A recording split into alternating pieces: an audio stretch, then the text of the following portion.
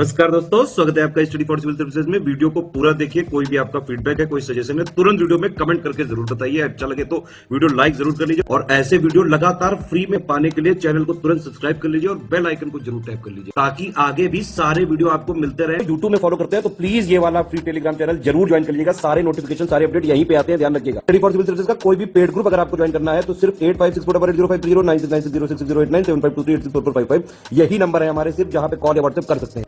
Instagram पे हमारा page जरूर फॉलो कर लीजिएगा, स्टडी फॉर सिविल .सर्विसेज है। ट्विटर पे हमको जरूर फॉलो कर लीजिएगा, @स्टडी फॉर सिविल्स है। नमस्कार दोस्तों, एक बार फिर से आपका बहुत बहुत स्वागत है स्टडी फॉर सिविल सर्विसेज में। और मैं एसके त्रिपाठी आज आप सभी के साथ जो हमारी daily current affairs news analysis की सीरीज है उसको यहां पर बाइलिंगुअल मैनर में कंटिन्यू करूंगा, कवर करूंगा। और ये जो आर्टिकल्स हैं वो गवर्नमेंट की सारी लीडिंग जो आपकी न्यूज़पेपर से और जो लीडिंग वेबसाइट से वहां से कवर किए जाते हैं, वहां से कलेक्ट किए जाते हैं, फिर आप लोगों को यहां पर उपलब्ध कराए जाते हैं, जो आप लोगों के लिए स्पेशली फॉर यूपीएससी, सीएससी और उसके साथ ही जो आपके स्टेट पीसीएस के एग्जामिनेशंस होते हैं उनके लिए प्रीलिम्स और मेंस दोनों ही दृष्टिकोण से ये सीरीज बहुत ही ज्यादा महत्वपूर्ण और लाभदायी सिद्ध होगी। तो आप लोग इस सीरीज को सतत रूप से देखें और इसका महत्तम लाभ भी अर्जित करें। साथ ही दोस्तों, अगर आपने इस वीडियो में 10,000 लाइक्स का टारगेट कंप्लीट किया तो आप लोगों को जो इसकी पीडीएफ है वो फ्री ऑफ कॉस्ट प्रोवाइड की जाएगी हमारे टेलीग्राम के चैनल में। तो आप लोग टेलीग्राम का चैनल हमारा जरूर ज्वाइन कर ले, साथ ही जो हमारा इंस्टा का पेज है उसको भी जरूर ज्वाइन कर ले। इसके बाद जो नेक्स्ट हमारा पार्ट है उसमें टॉपिक्स के बारे में जानकारी यहां पर दी गई है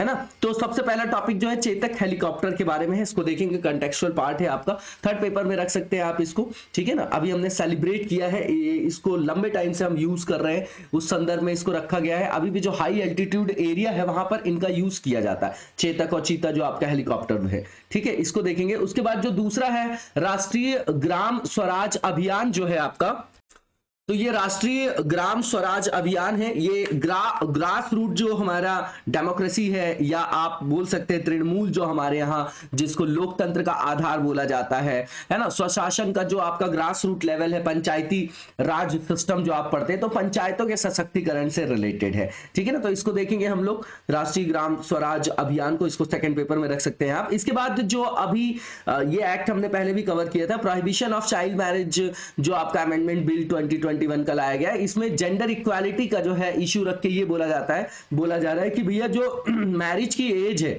वो बॉयज के लिए जो है 21 है और महिलाओं के लिए, जो लड़कियों के लिए जो है 18 है। तो इसको जो है बराबर कर दिया जाना चाहिए और जो लड़कियों की भी एज है वो 21 कर दी जानी चाहिए। तो इसको देखेंगे हम लोग, सेकंड पेपर का पार्ट है। उसके बाद इकोनॉमिक ग्रोथ के बारे में यहाँ पर चर्चा करेंगे। वर्ल्ड बैंक ने कुछ प्रोजेक्शंस दिए हैं कि हमारे यहाँ अभी अगले साल जो है कुछ जो है इकोनॉमिक ग्रोथ में स्लो डाउन देखा जा सकता है ना, उसमें कुछ कमी आ सकती है। तो वो देखेंगे, रीजन सब वही चले आ रहे हैं, लगातार हम उसको कवर कर रहे हैं।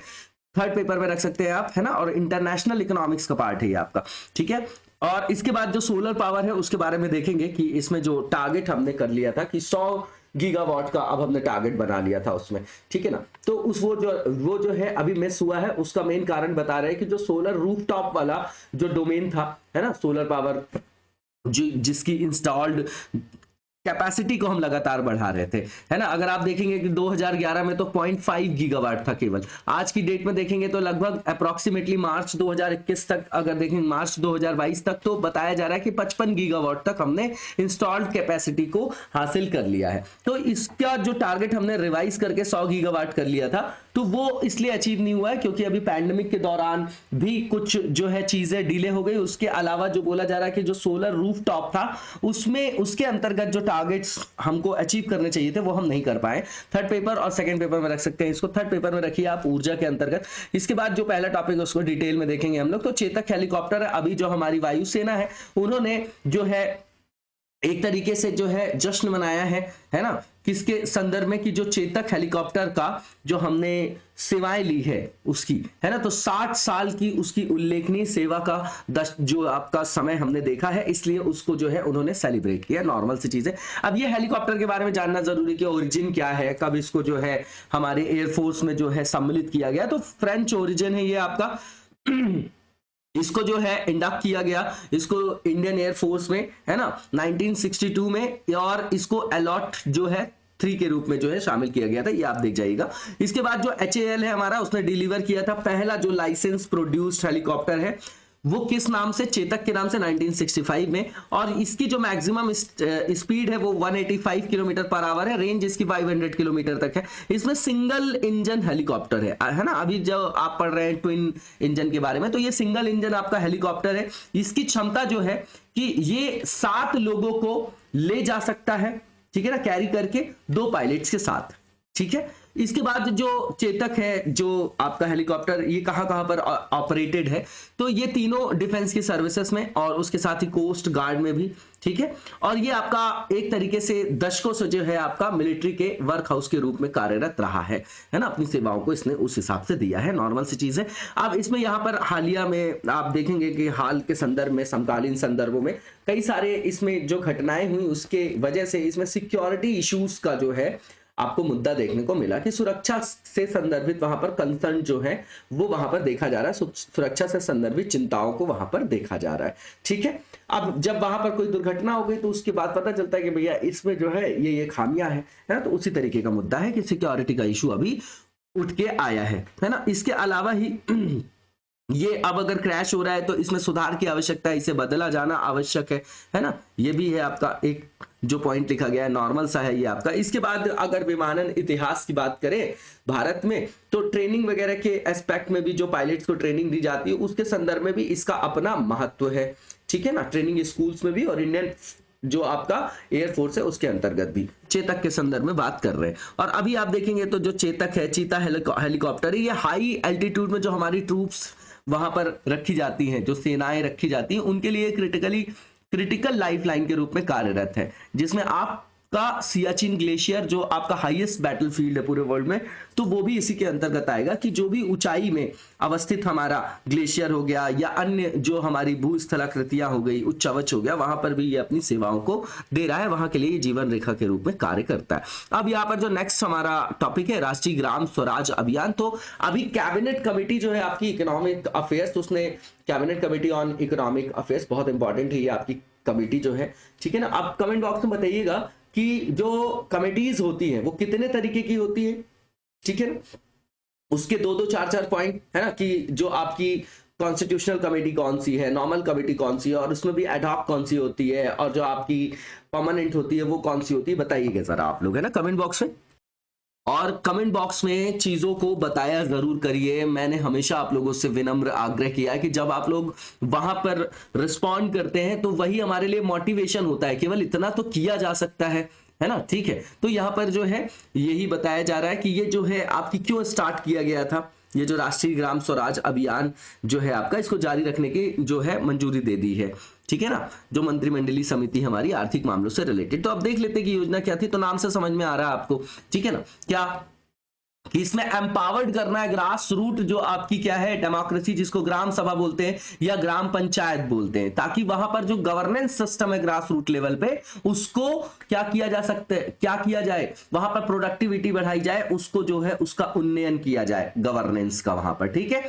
और ये कब लॉन्च किया गया था, तो 14 अप्रैल 2018 को लॉन्च किया गया था, ठीक है। 14 अप्रैल 2018 को इसको अंबेडकर जयंती के दिन जो है लॉन्च किया गया था 2018 में, और 2016 तक इसको जो है 2026 तक इसको अब कंटिन्यू रखा जाएगा। कब तक, 2026 तक, ठीक है। इसका ऑब्जेक्टिव क्या है, तो सबका साथ सबका विकास। इसके बाद ये सोशल हार्मनी को भी प्रमोट करेगा, जो आपके गरीब या वंचित वर्ग के लोग हैं उनके लिए जो आपके इनिशिएटिव्स चला रही है गवर्नमेंट, तो उसके बारे में भी अवेयरनेस फैलाएगा, ये जागरूकता का प्रसार करेगी, है ना, इसके अंतर्गत किया जाएगा। इसके बाद यहाँ पर यह भी बोला जा रहा है कि जो गरीब परिवार या वंचित वर्ग के परिवार है उन तक जो है योजनाओं के बारे में जानकारी देना, उनका नामांकन कराना, उसके साथ ही जो विभिन्न कल्याणकारी कार्यक्रम है उन पर उनकी प्रतिक्रिया भी लेना, ठीक है ना, कि भैया आपको ये लॉन्च हुई है आपकी स्कीम, अगर किसी से भी बात कर रहे हो तो उससे फीडबैक लेना कि आपको इससे फायदा हो रहा है कि नहीं हो रहा है। उसी पे बेस्ड होनी चाहिए कि हमारी जो है किस तरीके की वहां पर एफिशिएंसी आ रही, नहीं आ रही तो हमको सुधार करने की जरूरत है, क्योंकि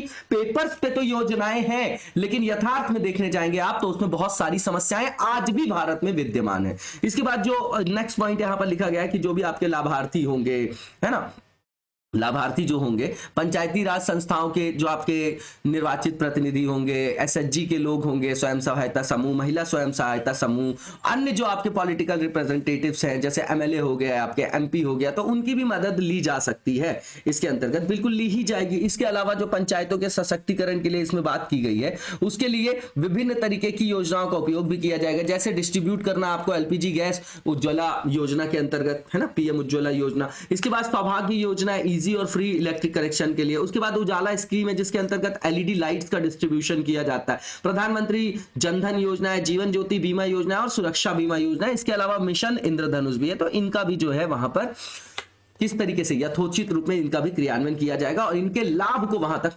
पहुंचाया जाएगा, है ना, लास्ट माइल डिलीवरी है एक तरीके से। इसके अलावा जैसे कास्ट सर्टिफिकेट हो गया, इनकम सर्टिफिकेट हो गया, छात्रवृत्ति कार्यक्रम हो गया, है ना, यहां तक कि जो बैंक से मोबाइल नंबर का जो आपका लिंकेज है, बैंक को आधार के साथ लिंक करना है, तो इसके लिए भी कई सारे शिविरों का जो है वहां पर आयोजन किया जाएगा, है ना, वहां पर कई सारे जो है शिविर वगैरह वहां पर आयोजित किए जाएंगे और लोगों को उसके बारे में अवेयर करा के उनको जो है इस तरीके की सुविधाओं को क्या किया जाएगा, उपलब्ध कराया जाएगा। इसके बाद जो आपके गांव हैं उनको ओपन डिफिकेशन फ्री बनाना है, वहां पर जो है स्वच्छता अभियान लाना है ना, इससे भी जो सैनिटाइजेशन होता है, क्लीनलीनेस होता है, इससे कई सारे रोगों पर भी विजय प्राप्त की जा सकती है। इससे जो पब्लिक एक्सपेंडिचर है सरकार का वो बचेगा, तो क्या करेगी, उसको किसी और जगह प्रोडक्टिव जगह यूज करेगी, है ना।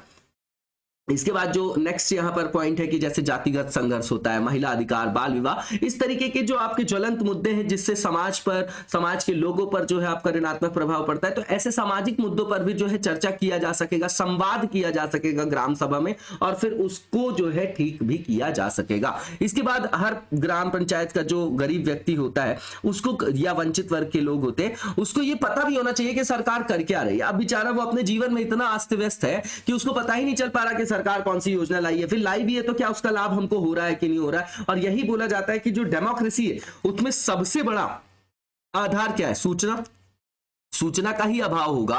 और जो आपके डेमोस हैं, मतलब जो लोग हैं वही अवेयर नहीं होंगे, तो डेमोक्रेसी का जो आधार स्तंभ है वही आपका क्या हो जाएगा, ध्वस्त हो जाएगा, है ना। तो फिर कल्याणकारी राज्य की अवधारणा को आप कैसे मूर्त रूप दे पाएंगे, ठीक है। इसके बाद जो यहाँ पर डिस्पैरिटी है ना, गरीब लोगों के बीच की जो खाई है, सरकार और जो आपके वंचित वर्ग के लोग या गरीब वर्ग के लोग जो हैं उनके बीच की जो आपकी खाई है, कम्युनिकेशन में जो आपका गैप है, उसमें भी जो है ध्यान केंद्रित किया जा रहा है ना। वहां पर सरकार एक क्या है, प्रोवाइडर के रूप में है और बेनिफिशियरी के रूप में पुअर पीपल्स या आपके वंचित वर्ग के लोग हैं वो है। तो इसमें यह भी फोकस किया जा रहा है कि उनके बीच में जो गैप है उसको भी वहां पर फिल किया जा सके। इसके बाद यहां पर यह भी है कि जो फार्मर्स की इनकम है उसको डबल करना है, ठीक है। और इसके साथ ही जो आपके रोल मॉडल्स वगैरह होते हैं उनकी सक्सेस स्टोरी भी बताना, ताकि लोग मोटिवेट हो और वो अपने जीवन को सुधार सके, है ना। इसके बाद जो नेक्स्ट हमारा यहाँ पर आर्टिकल है, ये अभी आया भी था, संसदीय जो स्थायी समिति है उसने ये जो आपका एक्ट है prohibition of child marriage amendment bill 2021, तो उसमें जो है स्टडी करके ये जो उसको काम सौंपा गया था कि आप स्टडी करिए। तो उसके बाद जिसमें ये आपका प्रावधान है कि 18 वर्ष से बढ़ाकर 21 वर्ष की आयु कर देनी चाहिए लड़कियों के लिए भी शादी की, क्योंकि लड़कों की 21 साल है, तो यहाँ पर इक्वालिटी की बात की जा रही है। अब यहाँ पर आप देखिए कि कौन कौन से लॉज हैं हमारे यहाँ मैरिज के। तो सबसे पहले आपको हिंदू मैरिज एक्ट के बारे में पता होगा 1955, स्पेशल मैरिज एक्ट 1954 का है, 1872 का इंडियन क्रिश्चियन मैरिजेस एक्ट है, उसके बाद prohibition of child marriage act 2006 का है, 2006 का। अब यहां पर देखिए कि जो मिनिमम एज अभी है हमारे यहाँ ब्राइड के लिए, है ना, दुल्हन के लिए 18 ईयर्स है और दूल्हे के लिए जो है 21 ईयर्स है। तो इसमें फेवर में क्या है आर्गुमेंट, तो सीधी बात है कि कॉन्स्टिट्यूशन जो है संवैधानिक गारंटी प्रदान करता है किसके संदर्भ में, लैंगिक समानता के लिए, है ना, एज अ फंडामेंटल राइट। और ये बोला भी गया है आर्टिकल 15 में कि RRCSP मतलब रेस, रिलीजन, कास्ट और क्या जो आपका सेक्स है ना, और प्लेस ऑफ बर्थ मतलब सेक्स मतलब लिंग के आधार पे कोई भेदभाव नहीं किया जाएगा, है ना। तो ये एक क्या दिया गया आर्गुमेंट इसके फेवर में। उसके बाद ये भी बोला जा रहा है कि भैया जो अर्ली मैरिज हो जाती है ना, उसके कारण बच्चे कुपोषित पैदा होते हैं, माता के स्वास्थ्य पर भी ऋणात्मक प्रभाव पड़ता है। इसके अलावा क्या होता है कि जो बच्चा पैदा हो रहा है वो माल न्यूट्रिशन का शिकार हो जाता है ना, कुपोषित हो जाता है। अंडर न्यूट्रिशन की जो मेन समस्या हमारे यहाँ माल न्यूट्रिशन की, अंडर न्यूट्रिशन की, ये भी एक कारण है। IMR और MMR भी बढ़ जाता है वहां पर, है ना, तो संभावनाएं अधिक होती है, इसके ऋणात्मक प्रभाव ज्यादा होते हैं, वही यहां पर बताया जा रहा है। अन्य देशों की तुलना में वैश्विक स्तर पर देखा जाए तो हमारे यहाँ जो स्टंटेड चिल्ड्रन की संख्या है वो ज्यादा है, ठीक है। टीन एज जो प्रेगनेंसीज होती है अर्ली मैरिज के कारण, उसमें मिस कैरेज की जो है समस्याएं ज्यादा बढ़ जाती है, उसमें प्री मैच्योर बर्थ भी देखी जाती है, और हाई IMR और MMR की जो दिक्कतें हैं वो भी देखी जाती है, ठीक है। इसके बाद जिनका अर्ली मैरिज हो जाता है, जिन लड़कियों का, गर्ल्स का, तो जो आप समझिए कि उनका जो है शिक्षा से भी क्या हो जाता है, कटाव हो जाता है, वो एजुकेशन सिस्टम से भी बाहर निकल जाती है। अगर एम्प्लॉयड होती हैं, एम्प्लॉयमेंट में अगर वो क्या है, रोजगाररत है, तो वो रोजगार से भी दूर हो जाती है। तो इससे होता क्या है कि जो लेबर फोर्स पार्टिसिपेशन में उनका रिप्रेजेंटेशन कम हो जाता है, ठीक है, ठीक है।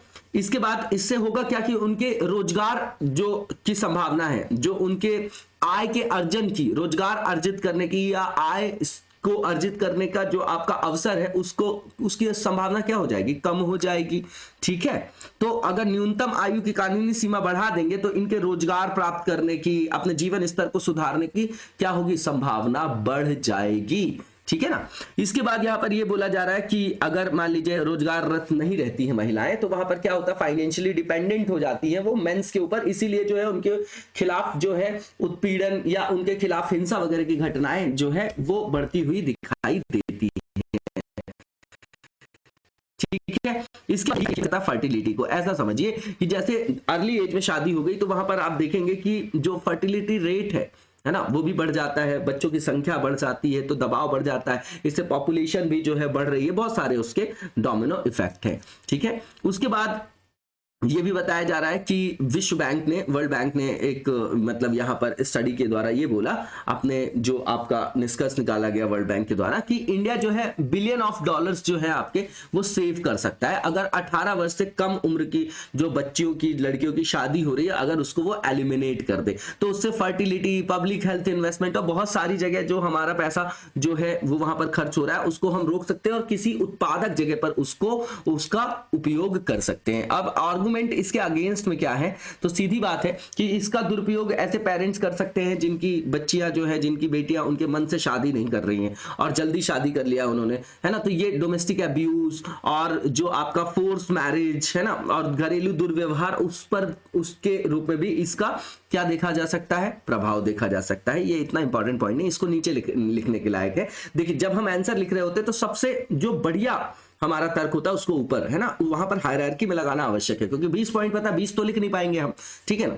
इसके बाद जो दूसरा यहां पर पॉइंट है ये इंपॉर्टेंट है, विद डेटा, अगर कोई भी जैसे NFHS 5 का जो आपका सर्वे जो होता है, नेशनल फैमिली हेल्थ सर्वे है, और यहां पर 5 का डेटा लिया गया है ना, NFHS 5, तो इसमें बोला गया कि 23.3% जो वुमेन है, ठीक है, उनकी जो आपके विवाह हो जाता है, ठीक है ना, समझिएगा 20 से 24 साल यहां पर लिखा गया है, और यहां पर 18 साल से कम की आयु से पहले हो जाता है ना, ठीक है।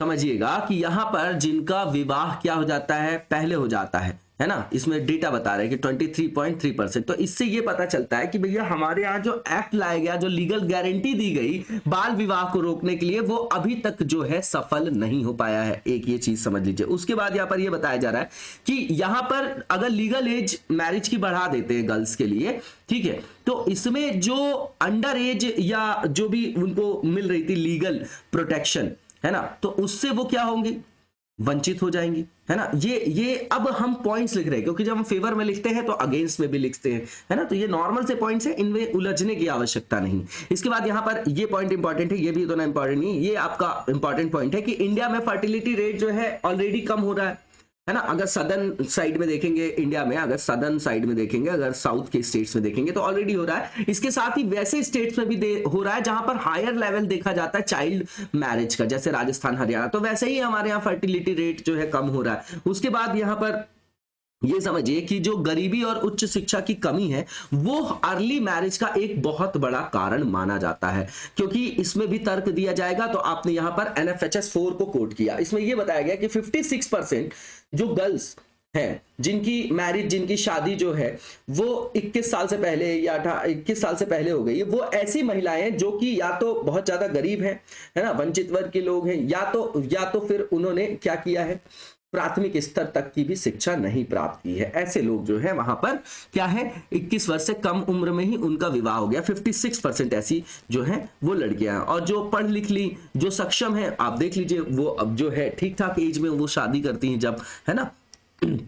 इसके बाद जो नेक्स्ट यहां पर पॉइंट है कि आगे क्या किया जा सकता है, तो सीधी बात है यहाँ पर कंडीशनल कैश ट्रांसफर स्कीम्स को लाया जा सकता है, ताकि जो ज्यादा से ज्यादा गर्ल्स स्कूल को अटेंड करे, शिक्षित हो, अवेयरनेस आए उनके अंतर्गत, उनके अंदर, और स्किल डेवलपमेंट की ट्रेनिंग दी जा सकती है, उनके अंतर्गत जो है उनका कौशल विकास किया जा सकता है, ताकि वो आर्थिक स्वायत्त हो जाए, आर्थिक रूप से आत्मनिर्भर हो जाए, तो वो डिसीजन मेकिंग में जो है बोल्ड हो सके, ठीक है ना। इसके बाद जो नेक्स्ट यहाँ पर पॉइंट है कि कॉन्ट्रासेप्टिव या जो भी गर्भ निरोधक आयाम है, जन्म नियंत्रण के मतलब बर्थ कंट्रोल के लिए जो भी और भी मेथड्स उनके बारे में उनको अवेयरनेस होनी चाहिए, जागरूकता के लिए अभियान चलाए जाने चाहिए, और उनको ये बताया जाना चाहिए कि किस तरीके से आप इनका उपयोग करके जो है बर्थ कंट्रोल कर सकते हैं। इसके बाद यहाँ पर इस तरीके के सेफ एनवायरनमेंट को भी बनाने की आवश्यक है हमारे समाज में, ताकि जो महिलाएं हैं वो बाहर जाकर रोजगार के लिए, पढ़ाई के लिए प्रेरित हो सके, क्योंकि उनके खिलाफ हिंसा और उत्पीड़न का जो है मामला हमेशा से बढ़ता चला जा रहा है ना, पूरे विश्व की समस्या है ये, सिर्फ भारत की नहीं।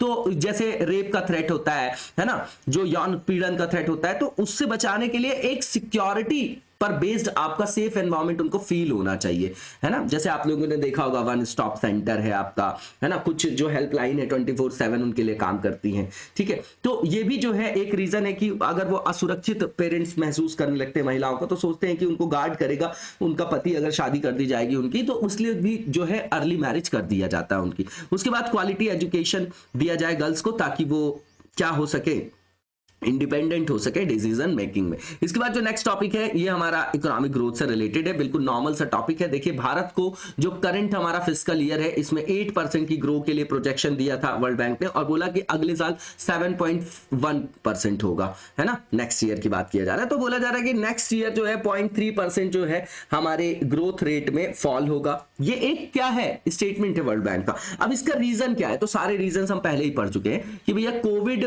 क्राइसिस के बाद की आप इकोनॉमिक रिकवरी रेट देखेंगे तो बहुत ही ज्यादा निराशाजनक रही। हमारे यहाँ फाइनेंशियल मार्केट भी जो है अभी स्टेबल नहीं है ना, इन्फ्लेशन बहुत ज्यादा है। उसके बाद आप देख रहे हैं कि हमारा इंपोर्ट बिल भी बढ़ रहा है ना, रशिया यूक्रेन का जो क्राइसिस है उसके कारण। उसके बाद आप देखिए कमोडिटीज के रेट ऑलरेडी बढ़ रहे हैं। अब अगर क्रूड ऑयल का प्राइस बढ़ गया तो बाकी सब चीजें जो ट्रांसपोर्ट होकर उसके द्वारा जाती तो ऑलरेडी बढ़ जाएगी, ठीक है ना। तो इससे सप्लाई बॉटलनेक आ रही है, सप्लाई नहीं हो पा रही, और जब सप्लाई कम होगी डिमांड ज्यादा होगी तो क्या होगा, चीजों का रेट बढ़ जाएगा। उसी को तो इन्फ्लेशन बोल रहे हैं हम लोग, ठीक है ना। आप समझिएगा कि यहां पर यह भी बताया जा रहा है हमारे यहां अनएम्प्लॉयमेंट भी उसी पर्सपेक्टिव में, उसी के सापेक्ष बहुत ज्यादा बढ़ रहा है, ठीक है ना। इन सब चीजों को आप देख जाएंगे, ये सब जो है नॉर्मल सी चीजें। अब यहां पर क्या होगा कि जो आपका करेंट अकाउंट बैलेंस है उस पर नेगेटिव इंपैक्ट पड़ेगा कि नहीं पड़ेगा, ठीक है, क्योंकि एक्सपोर्ट जो है हमारा कम है और इंपोर्ट बहुत ज्यादा है, इंपोर्ट बिल भी ज्यादा है। उससे जो है क्यों ज्यादा इंपोर्ट बिल, क्योंकि जो प्राइसेस हैं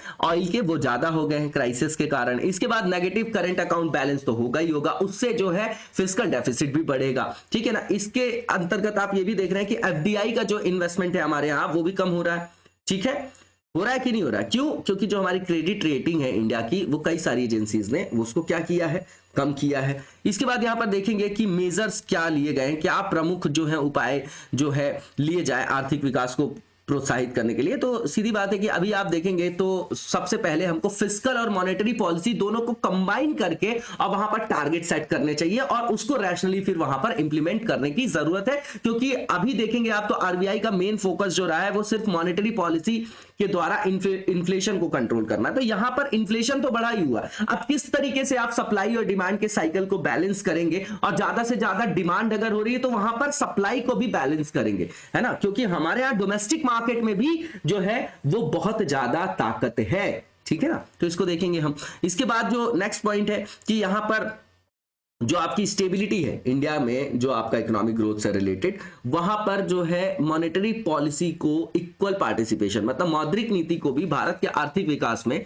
स्थिरता लाने में समान भागीदारी निभानी चाहिए। नॉर्मल सी चीज है ये। इसके बाद जैसे ग्रीन, रिजिलियंट और इंक्लूसिव ग्रोथ की बात की गई थी 11th 5 ईयर प्लान में, तो अब जो है हमारा फोकस होना चाहिए ग्रीन एनर्जी पे बेस्ड डेवलपमेंट की, मतलब सस्टेनेबल डेवलपमेंट की। जैसे मेक इन इंडिया है, इंटरनेशनल सोलर अलायंस है, इस सब का एग्जाम्पल दिया जा रहा है कि जो ऊर्जा का संदर्भ है उसमें हम हरित ऊर्जा से संदर्भित विकास पर अपना ध्यान केंद्रित करें, और कर भी रहे हैं हम लोग। इसके बाद भारत में काफी सारी जनसंख्या बहुत ज्यादा है, तो यहां पर मांग को प्रतिबंधित नहीं किया जा सकता, क्योंकि लोग हैं तो मांग तो होगी, उसको रिस्ट्रिक्ट नहीं किया जा सकता। तो गवर्नमेंट को अपना फोकस बढ़ाना चाहिए कि सप्लाई को हम प्रॉपर बनाए रखें rather than controlling the demand. इसके बाद गवर्नमेंट को डाइवर्सिफाई करना चाहिए अपने ऑयल इंपोर्ट के सोर्सेस को, कि भैया एक ही जगह से हम ना लेते रहे, क्योंकि अगर किसी तरीके की उस देश में प्रॉब्लम हुई तो हमारे यहां सप्लाई क्रंच हो जाएगा और उससे जो है रेट बढ़ जाएंगे क्रूड ऑयल के। और अगर क्रूड ऑयल के रेट बढ़ गए तो सारी चीजों के रेट वहां पर बढ़ जाएंगे। इसके बाद क्या कि जो आपका सरकार को जो टैक्स ले रही है, सरकार गवर्नमेंट जो टैक्स ले रही है, तो अगर लोगों की आय कम हो रही तो विभिन्न वस्तुओं पर जो लगने वाले कर हैं, है ना, उसका जो आपका बेस है उसकी राशि को उसको कम करना चाहिए, ऐसा बोला जा रहा है, ताकि लोगों के पास ज्यादा पैसा बचे तो फिर वो उसको क्या कर सके, खर्च कर सके। और तभी जब लोग खर्च करेंगे, लोगों के पास आय होगी तब तो वो खर्च करेंगे, तभी तो इकोनॉमी का जो डिमांड और सप्लाई का साइकिल है वो प्रॉपर चल सकेगा। ठीक है। इसके बाद सोलर पावर की बात करेंगे तो अभी जो दो आपकी एनर्जी रिसर्च फर्म्स हैं उन्होंने ज्वाइंटली प्रिपेयर किया है एक रिसर्च, उसमें बता रहे हैं वो कि जो हमारा टारगेट था 2022 का इंस्टॉल करने का सोलर पावर का, है ना, इंस्टॉल्ड कैपेसिटी जो हमको सोलर एनर्जी के अंतर्गत 100 गीगावाट रखना था, है ना, उसको हम जो है मिस कर गए हैं अभी। ठीक है ना। उसका मेन रीजन उन्होंने रूफटॉप सोलर का जो हमारा टारगेट था उसमें लैग बताया है। ठीक है। तो ये जेएमके रिसर्च और एनालिटिक्स है और आपका इंस्टीट्यूट फॉर एनर्जी इकोनॉमिक्स और फाइनेंशियल एनालिसिस है, उनने जो है यहाँ पर ये जो है स्टडी करके बताया है। तो इंडिया की जो सोलर पॉलिसी उसके बारे में जानने की आवश्यकता है। देखिए 2011 से भारत में जो है सौर क्षेत्र को, सौर ऊर्जा के क्षेत्र को टारगेट किया गया और वहां से 2010 में ही पॉलिसी आ गई थी। उसके बाद यहां पर ग्रोथ देखेंगे तो यहां पर चक्रवृद्धि आधार पर ग्रोथ देखी गई है ना। कंपाउंडेड एनुअल ग्रोथ रेट जो रही है वो अराउंड 59% रही है, क्योंकि 2011 में जो कैपेसिटी थी 0.5 गीगावाट की वो 55 गीगावाट हो गई अभी 2021 में। ठीक है। अब यहां पर ग्रीन एनर्जी को फोकस करने के लिए, सोलर पावर को फोकस करने के लिए नेशनल सोलर मिशन लाया गया 2010 में, 2010 में। उसके अंतर्गत जो है इंस्टॉल्ड कैपेसिटी की सोलर एनर्जी के अंतर्गत जो हमने टारगेट किया था नेशनल सोलर मिशन में, है ना, तो वो 20 गीगावाट किया गया था 2022 तक। ठीक। फिर इसको हमने रिवाइज कर दिया 2015 में कि भैया 20 नहीं 100 गीगावाट का लक्ष्य प्राप्त करेंगे हम। ठीक है ना। फिर अगस्त 2021 में सोलर टारगेट 2030 के लिए 300 गीगावाट का रखा गया है। ठीक। ये सब याद रखिएगा। अब भारत का स्थान अगर सोलर एनर्जी के संदर्भ में देखें, इंस्टॉल्ड सोलर पावर कैपेसिटी, तो 5वां है, चाइना, यूएस, जापान और जर्मनी के बाद। इसके बाद 2021 में जो सोलर इंस्टॉल कैपेसिटी इंडिया की है वो 55 गीगावाट है। ठीक है। इसके बाद रीजन जो है आपका कि रूफटॉप सोलर एडॉप्शन के लिए जो हमने प्राप्त नहीं कर पाया है, अपना जो हमने प्राप्त नहीं किया लक्ष्य, तो क्या कारण था? तो सबसे पहले जो सप्लाई है उसमें जो है आपका कमी देखी गई, आपूर्ति श्रृंखला में व्यवधान देखा गया। ठीक है ना। और इसमें कोविड का भी एक अपना ही है, वहां पर कोविड का बहुत बड़ा योगदान उसमें है। ठीक है ना। तो ये आपूर्ति श्रृंखला में जो आपका व्यवधान हुआ उसके कारण रूफटॉप सोलर जो है अपनाने में जो है हमको मुश्किलें हुई, वो एक हर्डल के रूप में देखा गया, क्योंकि पैंडेमिक के कारण ये हुआ। इसके बाद शुरुआती वर्षों में अगर आप देखेंगे तो भारत का जो रूफटॉप सोलर बाजार था ये नासेंट स्टेज में था बिल्कुल, है ना। तो वहां पर जो स्ट्रगल कर रहा था वो, और वहां पर ग्रोथ बहुत स्लो देखी गई। क्यों? क्योंकि लोगों के अंदर जो है उतनी अवेयरनेस नहीं थी, पॉलिसी फ्रेमवर्क भी इनकंसिस्टेंट रहा है ना। स्टेट और सेंट्रल गवर्नमेंट दोनों की बात करें, फाइनेंसिंग की भी प्रॉब्लम रही। सोलर एनर्जी की सिग्निफिकेंस की बात करें तो सीधी बात है, सबसे पहले तो रिन्यूएबल एनर्जी है, तो ग्लोबल वार्मिंग जैसे इश्यूज को एड्रेस कर पाएंगे हम लोग। उसके बाद ट्रॉपिकल कंट्री है, क्योंकि 23.5 से 23.5 के बीच आप देखेंगे अगर, है ना, जो ट्रॉपिकल एरिया है ग्लोब में देखेंगे, है ना, तो उसमें जो है सूर्य की जो सौर जो आपकी विकिरण होती है, सौर ऊर्जा जो है वर्ष भर जो है लगभग वहां पर सीधी रेखा में होता है, तो सबसे ज्यादा प्राप्त होती है सोलर इंसोलेशन जिसको आप बोलते हैं, है ना, जिसको आप सौर विकिरण बोल रहे हैं। तो यहां पर सोलर एनर्जी का जो आपका एक स्कोप है वो बढ़िया होता है ना, और वहीं पर हमारा भारत अवस्थित है, वही बता रहे हैं यहां पर। ठीक है। और इसके बाद क्या बोला जा रहा है कि जो इंपोर्ट बिल है हमारा क्रूड ऑयल पे, अगर हम एनर्जी के लिए यहां पर शिफ्ट हो जाए तो वो हमारा कम होगा। ठीक है, इसके साथ ही इस सेक्टर में जनरेट होगा आपका एम्प्लॉयमेंट, रोजगार सृजन हो सकता है। ठीक है ना। इसके बाद यहां पर बोला जा रहा है कि प्रौद्योगिकी लागत में गिरावट, ग्रिड टैरिफ में वृद्धि, उपभोक्ता जागरूकता में वृद्धि, ऊर्जा की जो लागत है, जो इनपुट है उसमें कटौती, है ना। तो ये सब जो है आपके क्या होगा, रूफटॉप जो सौर प्रतिष्ठान है उसमें तीव्र वृद्धि के कारक बनेंगे। ये सब नॉर्मल सा पॉइंट है। इसके बाद जो 2070 तक हमको ग्लोबल वार्मिंग के अंतर्गत जो हमने अपना वहां पर कमिटमेंट लिया है ना, कि सौर ऊर्जा ग्लोबल वार्मिंग को भी संबोधित करेगा। कैसे कि 2070 तक हमको जो नेट जीरो कार्बन एमिशन का लक्ष्य प्राप्त करना है भारत को, उसमें भी ये आपका अपनी भूमिका का निर्वहन करेगा। नॉर्मल सी चीज है। इसके बाद यहां पर बताया जा रहा है कि 2021 में ग्लासगो में जो यूएन का कॉन्फ्रेंस हुआ है ना, यूएन कॉन्फ्रेंस किसका, जहां पर पार्टीज मीट करती है ना।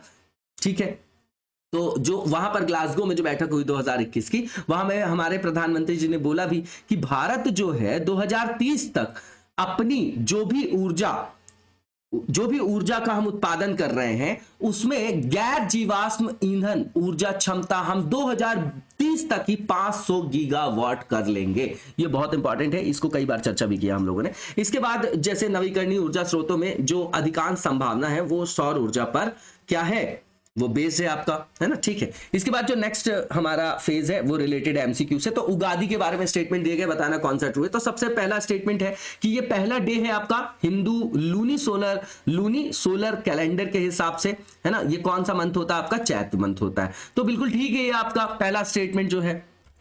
ठीक है, मतलब ये हिंदू का जो हिंदू चंद्र कैलेंडर है उसका जो चैत्र महीना है, उसका चैत्र माह जो है उसके पहले दिन को इससे क्या किया जाता है, चिन्हित किया जाता है। इसको हम लोगों ने कवर भी किया था। ठीक है ना। तो पहला स्टेटमेंट बिल्कुल ठीक है। दूसरा ये कि किन स्टेट्स में इसको सेलिब्रेट किया जाता है, तो आंध्र है, कर्नाटक है, तेलंगाना। दूसरा स्टेटमेंट भी ट्रू है, सही ही बताना है इस क्वेश्चन में। तीसरा ये कि हिंदुओं में जो आपका पौराणिक कथाएं हैं उसके अनुसार भगवान ब्रह्मा ने उगादी के दिन जो है आपका ब्रह्मांड की रचना शुरू की थी। ये भी ठीक है स्टेटमेंट। लास्ट जो स्टेटमेंट है कि ये 9 दिनों का त्योहार है जहां पर देवी मां दुर्गा के 9 रूपों को जो है वहां पर पूजा जाता है ना। चैत्र नवरात्रि के रूप में इसको सेलिब्रेट किया जाता है। तो चारों स्टेटमेंट बिल्कुल ठीक है, सही बताना था, इसलिए इसका आंसर आपका all of the above sea हो जाएगा। इसके बाद जो नेक्स्ट एमसीक्यू है हमारा, इसमें बायोडाइजेस्टर के बारे में स्टेटमेंट दिए गए, बताना है कौन सा इनकरेक्ट है। तो पहला ये कि ये किस तरीके का सिस्टम है, तो ये एक तरीके का सिस्टम है जिसमें बायोलॉजिकली जो है डाइजेस्ट किया जाता है ऑर्गेनिक मटेरियल को, है ना। आइदर या तो आपका वो एनारोबिक हो या एरोबिक हो, है ना, तरीका, है ना, या तो वायवी हो या अवायवी हो, लेकिन उसका जो है कार्बनिक पदार्थों का वहां पर क्या किया जाता है, उसको डाइजेस्ट किया जाता है ना। ठीक है, ये वैसा सिस्टम है। पहला स्टेटमेंट ट्रू है।